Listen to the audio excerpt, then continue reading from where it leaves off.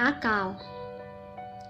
Akal adalah kemampuan dari jiwa manusia yang diberikan Tuhan sebagai bekal untuk menjalani kehidupannya di dunia, yaitu daya atau kemampuan untuk memahami segala sesuatu yang tertangkap oleh panca indera dan hati, untuk memilah-milah dan mengelompokkan antara yang baik, yang buruk, yang benar, yang salah, yang indah, yang jelek, yang hidup, yang mati, dan sebagainya.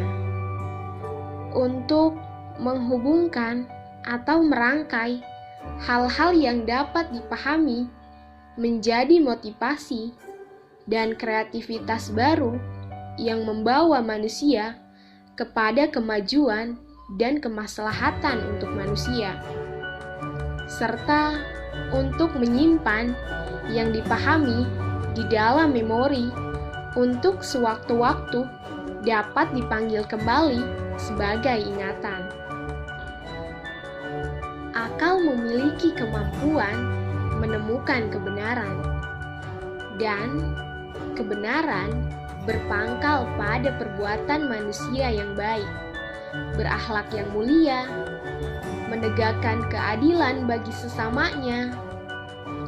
Kemampuan akal tersebut mengandung pengertian bahwa akal adalah cahaya penunjuk jalan bagi manusia agar selamat dan sukses di dunia dan akhirat. Moral atau etika yang baik akan membawa keselamatan baginya di dunia dan di akhirat.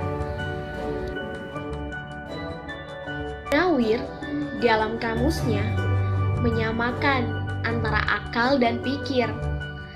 Secara konteks, kita sering mendengar ucapan guru ketika memberikan permasalahan pada murid yang tidak cepat menjawab. Gunakan pikiranmu atau gunakan akalmu. Dari ucapan itu, bisa kita artikan bahwa akal merupakan alat untuk menjawab permasalahan berhubungan dengan data yang telah diterima. Dengan istilah lain, dengan kemampuan menghubungkan data, sekarang dikenal dengan nama rasional. Kekuatan akal ditentukan oleh dua hal, yaitu pengetahuan atau data yang telah diterima, serta kemampuan untuk menghubungkan data.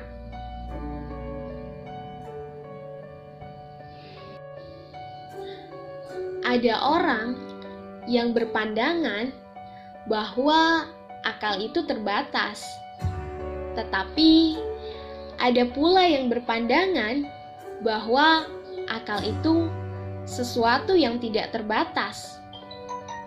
Lalu, mana yang benar? Untuk dapat menjawabnya, tentunya kita harus mendalami ilmu pengetahuan tentang akal terlebih dahulu. Akal adalah alat berpikir yang tersimpan otomatis secara alami dalam tiap diri manusia yang hidup. Seseorang bahkan tidak perlu melatih diri untuk memiliki akal. Hanya ada orang yang menggunakan potensi akalnya secara maksimal dan ada yang tidak. Bahkan ada yang melawan karakter akal yang ada dalam pikirannya. Karakter cara berpikir akal adalah sistematis, tertata, tidak kacau, atau tidak spekulatif, sehingga dapat melahirkan jalan pikiran yang terstruktur. Ujungnya melahirkan konsep atau rumusan konstruktif. Dan karakter sistematis itu tidak serta-merta ada, melainkan karena dibangun atau dikonstruksi oleh suatu grand system. Dengan kata lain, ada sistem yang mengkonstruksi cara berpikir akal, sehingga hanya dalam sistem itulah akal dapat berjalan. Analoginya ibarat rel kereta api, di mana kereta api adalah kendaraan yang hanya dapat berjalan dalam sistem rel. Di luar sistem rel, kereta api tak bisa berjalan. Itulah keterbatasan kereta api. Dengan kata lain, demikian pula dengan batasnya akal. Maka, akal tidak akan bisa berjalan bila sudah dihadapkan pada sesuatu yang sudah berada di luar rel atau sistemnya. Apa sistem yang membangun atau mengkonstruksi akal, sehingga akal dapat berpikir secara sistematis tertata atau sistemik? Jawabannya adalah sistem yang dibuat Tuhan, yang disebut sunatullah atau hukum kehidupan pasti bahasa filsafatnya.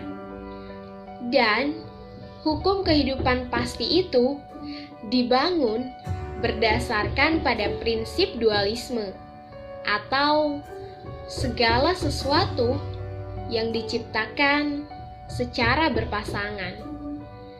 Contohnya, ada kehidupan, kematian, ada terang, gelap, ada siang, malam, lelaki, wanita, bahagia, derita, dan sebagainya.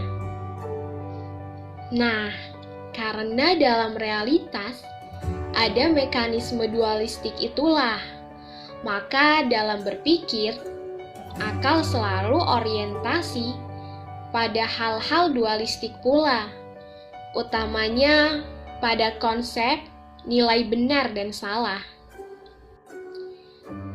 Bila dihadapkan pada masalah perdagangan misalnya, maka orientasi akal adalah dualisme untung dan rugi. Bila dihadapkan pada masalah teknologi, antara manfaat atau tidak manfaat. Bila dihadapkan pada masalah ujian sekolah, antara lulus atau tidak lulus. Pada masalah perjodohan, antara cinta atau tidak cinta. Dan alam semesta, lingkungan tempat manusia hidup, dikonstruksi oleh hal-hal yang serba dualistik, sehingga akal dapat memiliki rel berpikir. Andai sejak awal manusia hidup jauh di luar galaksi Bima Sakti yang tanpa sistem, maka karakter sistematis akal tidak akan muncul. Contoh keterbatasan akal manusia digambarkan secara tepat dalam kitab suci Al-Quran ketika berbicara tentang perjalanan mencari ilmu antara Nabi Musa dan Nabi Khidir. Dalam riwayat itu diceritakan ujung perjalanan mencari ilmu di antara mereka adalah ketika akal Nabi Musa sudah sulit memahami pelajaran yang diberikan Nabi Khidir, yang sudah berada di luar sistem akal untuk dapat menjawabnya. Karena pelajaran ilmu yang diberikan Nabi Khidir memang tergolong ilmu kelas tinggi yang sudah berada di luar jangkauan akal pikiran manusia. Ilmu yang diajarkan Nabi Khidir termasuk kategori ilmu hakikat dan ilmu hikmat, yang memang dua buah ilmu yang untuk memahaminya perlu interaksi antara manusia dengan Tuhan. Karena rahasia-rahasianya yang terdalam hanya dapat diberikan oleh Tuhan. Contohnya, siapa manusia pertama? Atau apa yang akan terjadi sesudah manusia mati? Maka akal tak bisa menjawabnya, karena itu sudah berada di luar alur sistem akal dan hanya diberitahukan langsung oleh Tuhan. Itu sebab ada kitab suci yang berfungsi sebagai estafet ilmu pengetahuan ketika sistem yang menjalankan akal sudah mentok. Dalam agama ada rahasia tentang ilmu hakikat, yaitu bentuk kebenaran yang dinyatakan langsung oleh Tuhan, dan rahasia ilmu hikmat, yaitu rahasia terdalam dari Tuhan dalam mencipta segala sesuatu yang rahasianya hanya bisa manusia pahami melalui interaksi batiniah dengan Tuhan. Dua bentuk ilmu yang tidak ada dalam ranah filsafat, yang mentok hanya dapat menggumuli ilmu logika. Dengan kata lain, adanya ilmu hakikat dan ilmu hikmat dalam agama menunjukkan bahwa akal dan ilmu pengetahuan yang bisa disusun atau dihimpun akal itu terbatas, sehingga memerlukan bentuk ilmu lain sebagai estafet untuk memahami kebenaran yang bersifat menyeluruh. Dan adanya dua bentuk ilmu itu menunjukkan bahwa sejauh manapun eksistensi filsafat, ia tetap terbatas. Sebab senjata terakhir yang dapat digunakan filsafat dalam mendalami persoalan ilmu serta kebenaran hanyalah sebatas bermain logika. Filsafat tidak akan bisa menghimpun pengetahuan tentang hakikat serta makna terdalam dari kehidupan yang rahasianya hanya bisa diberitahukan oleh agama. Inilah pentingnya agama sebagai estafet dari seluruh pertanyaan yang sudah tak bisa dijawab oleh filsafat. Hanya kaum nihilis yang menolak jawaban yang disediakan oleh agama. Mereka berpandangan karena akal terbatas, maka manusia mustahil bisa menemukan jawaban terakhir, final dari seluruh persoalan keilmuan yang ditemukannya. definisi sebagai cara akal menjelaskan pengetahuannya tentang sesuatu. Dengan kata lain, akal diciptakan hanya untuk memahami hal yang terbatas atau dibatasi, karena di luar dari batas kemampuan akal, maka Tuhan telah menyediakan sarananya melalui agama. Dan akal menjelaskan pengetahuan tentang segala sesuatu yang telah dapat dipahaminya melalui definisi. Dengan kata lain, definisi adalah instrumen akal yang dalam menjelaskan sesuatu, sehingga batas akal berarti bila ia sudah sulit atau tak bisa lagi membuat definisi atas sesuatu. Atau dengan kata lain, sesuatu bila ia sudah sulit didefinisikan secara langsung oleh akal, berarti ia sudah berada di luar rel atau sistem akal. Sehingga batas akal adalah ketika ia bertemu sesuatu yang sudah sulit untuk didefinisikan.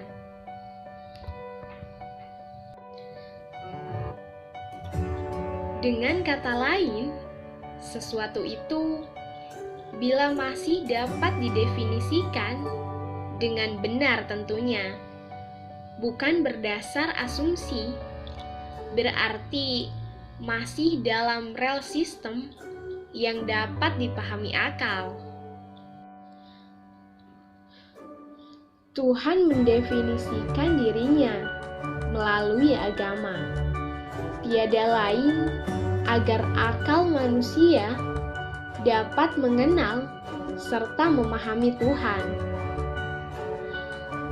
Contohnya, manusia memahami Tuhan sebagai Maha Penyayang, Maha Kuasa, Maha Tak Terbatas, dan lain sebagainya. Karena sifat-sifat itu didefinisikan sendiri oleh Tuhan melalui agama, sehingga tak bisa disebut hasil pemikiran akal manusia. Tetapi, sebagai contoh, apakah sifat Maha Penyayang itu dapat dipahami manusia begitu saja oleh akal budinya? Tentu saja tidak. Ada dualisme di dunia yang membuat manusia dapat mendalami serta mengenal sifat Tuhan Maha Penyayang, yaitu dualisme kebahagiaan dan penderitaan. Adanya berbagai bentuk penderitaan di dunia dan kehendak atau kebutuhan batiniah manusia akan kebahagiaan membuat manusia memahami serta merindukan sifat kasih sayang. Dan itulah salah satu makna terdalam dari adanya penderitaan. Orang tak beriman seringkali berargumen menyebut adanya berbagai penderitaan di dunia sebagai bukti tiadanya Tuhan. Karena menurut mereka, kalau Tuhan ada, maka tidak akan ada penderitaan. Itu sebenarnya cermin dari tidak dipahaminya ilmu hikmat atau ilmu makna ilahiyah yang bercerita tentang rahasia terdalam dari Tuhan dalam menciptakan segala sesuatu. Dan apapun yang ada di dunia, bila dilihat dari kacamata hikmat, adalah rahasia agar manusia dapat mengenali sifat-sifatnya. Dan dengan kata lain, agama menyediakan rel bagi akal, agar akal dapat melintas di atasnya, agar dapat berjalan menuju muara atau stasiun utama, yaitu memahami kebenaran yang bersifat menyeluruh. Adapun bila ada orang yang mengatakan bahwa akal itu tak terbatas, mungkin maksudnya adalah bahwa kita tidak tahu pengetahuan apa yang akan diperoleh manusia melalui akalnya kelak di masa depan. Misalnya pada capaian teknologi saat ini. Mungkin pada masa silam, teknologi saat ini di luar prediksi manusia pada masa itu.